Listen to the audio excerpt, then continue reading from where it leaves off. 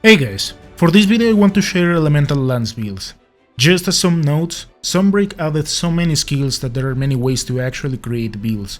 The ones I am going to show here are in general hybrids between offensive and defensive builds, focused on elemental damage. And there is only one that I wanted to have for my basal farming. If you want me to explore specific routes like the most defensive while keeping attack as high as possible, the most offensive ones and stuff like that, let me know. So let's begin with the dragon element. This is a build that deals around 44-31 damage with 21 high thrust hits. This will work as a little damage check, and its sharpness lasts for a good chunk of time because of Master Touch, and also the weapon naturally has a good amount of purple sharpness. Its affinity will fluctuate throughout the whole battle from 80s to 100.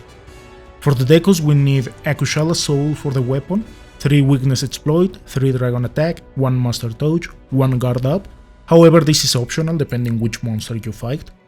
And for the charm we need a Coalescence. In this case I am using a charm with Critical Eye 3 and 1 Coalescence, however the important thing here is getting that skill up to level 3 because we want that extra damage. Just keep in mind that due to Bloodlust we need to be proactive with our attacks, otherwise we will get the negative bonus of the virus, aka the Gore Magala debuff. For the ice build we are going to also get some use out of Coalescence 3, but with a different approach, also thanks to Hellfire.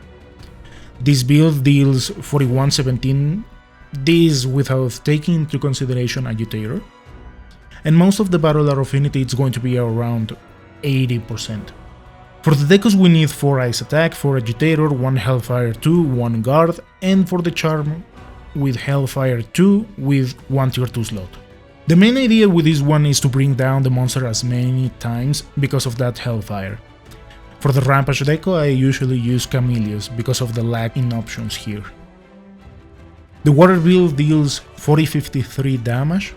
We need Akushala Deco for the weapon, and that gives us 80% affinity in most of the battle. This build is more like a meme, but it works pretty well in defensive settings. For the decos we need 2 Weakness Exploit, 2 Guard Up. This could be changed depending from the monster, 2 Protective Polish, 4 Water Attack, and preferably a charm with 1 Wirebug Whisper and 2 tier 2 slots. The main idea of this build is to protect our sharpness in a different way, because this weapon has a tiny piece of purple sharpness and we want to go all out, reason why I set it with Recovery Speed 3. In case you want to go even further you can use a Gourmet Fish and you'll be all set to go nuts. For the electric build I wanted something to bully Basil, once again, because this monster gives some good materials for charms. And once you go through the motions, you can defeat it in around 6 minutes or less. For a casual like me, that's pretty good. It deals around 41-16 damage, and its sharpness lasts for a good chunk of the fight. Its affinity is going to be around 80% most of the fight, reaching a maximum of 90 once latent power kicks in. For the decos we need 3 Thunder Attack, 2 Agitator, 3 Speed Sharp, 1 Critical Eye, 1 Weakness Exploit, 2 Master Touch, and once again, preferably we need a charm with 1 Warbug Whisper and 2 tier 2 slots. If you know what you're doing, this build is pretty good to finish monsters real fast, however playing without guard is quite challenging at the beginning. And last but not least, the fire build. This is a build that requires some skills to use it at its full potential, because we have damage all over the place.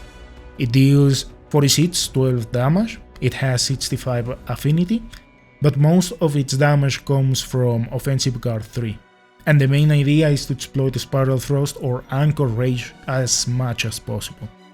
For the decos we need 3 Speed Sharp, 2 Weakness Exploit, 3 Crit Eye, 2 Fire Attack, 2 Master Touch, and once again, the same charm as before. This fire build doesn't have the best sharpness, but we can work around it with Master Touch.